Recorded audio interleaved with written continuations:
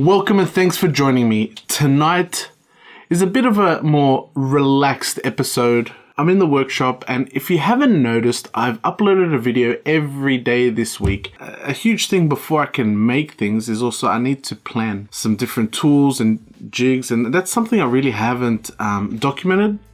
So I'm starting tonight. So this is the main plate of the watch. Basically, the bridges that I'm making fits on top of this, and there is currently 6 alignment pins and 6 screw holes that hold the balance bridge, the wheel train bridge, and the barrel bridge onto this main plate. One tedious task that really slows down, the prototyping and the R&D process is each time I need to make, say, the balance bridge again, it takes time to, I got to glue a piece of brass on here. I got to center one hole, ball that, melt the glue, put the glue in acetone to dissolve, clear it, glue it back again, recenter for another hole, and that process takes a long time. And as I said, there's 6 alignment pins and 6 screw holes that I need to make just to have a blank bit of brass attached to this main plate. And I want to speed that process up to be able to drill all those holes in a few minutes. And that means I need to make a drilling jig. So here I've got some 3mm precision ground gauge plate. Oil hardening if I wanted to harden it. I'm not sure at this stage if I'm going to harden the jig so the drill holes don't get damaged. It's pretty tough in its current state, and I'm only drilling brass. Either way, toolmakers, let me know what you think. And also, let me know what you think of the design.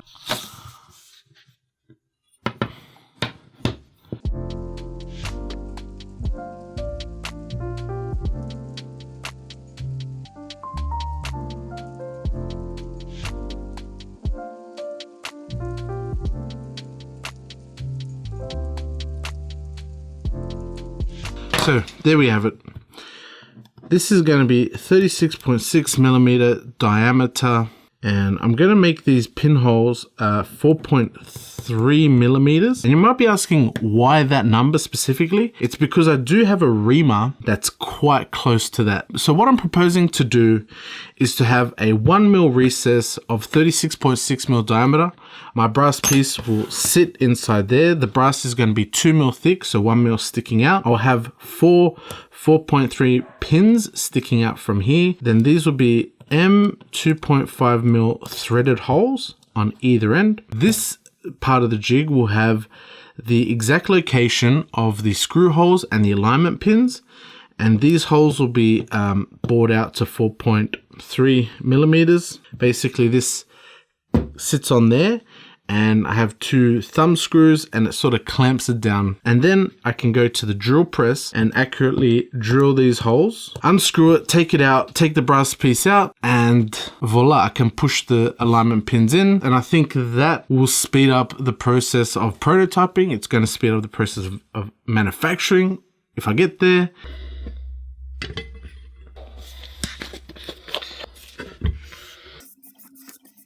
I got the brush diecom now.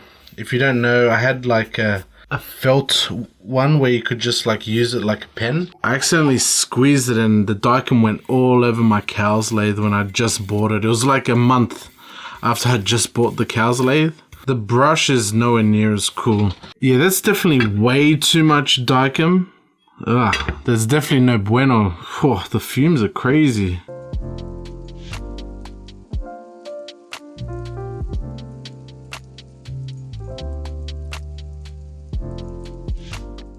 I'm going to use like a woodworker's clamp, trying to hold the metal to my bench. It's not ideal, but I have no other choice.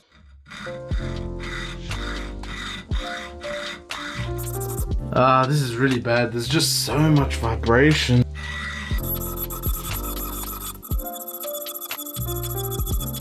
I'm about 93.825% of the way through.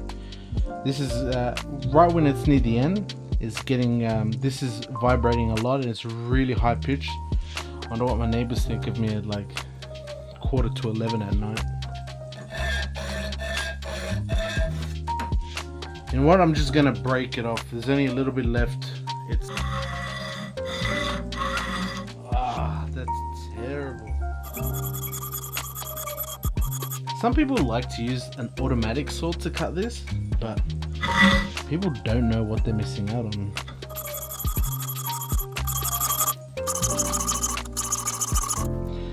Back on the line,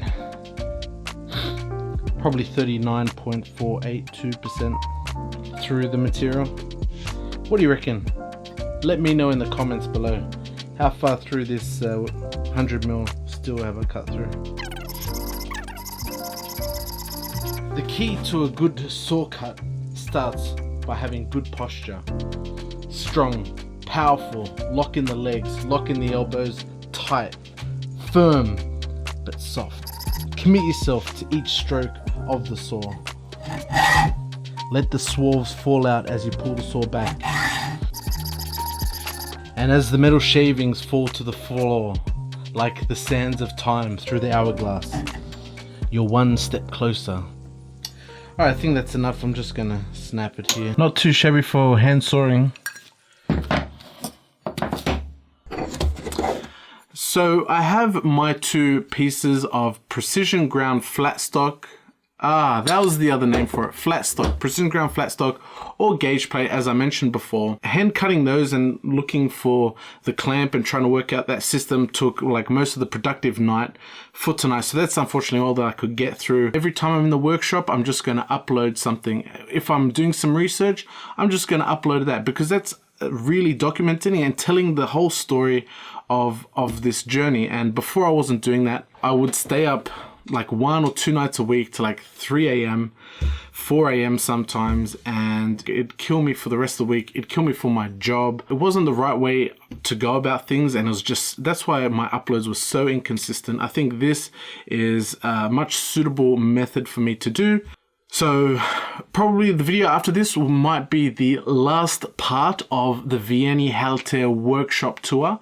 I just got to finish editing that part. I hope you guys enjoy it. I really loved being there, and going back and watching that, I just have so many more questions that I wish I was like, I wish I could be back there. But you know, being there, it's just, you're so immersed, and it's just too much to take in at once. Like my brain capacity was about to explode. He's such a good guy. And yeah, so look forward to that. I'm just rambling on now. See you next time.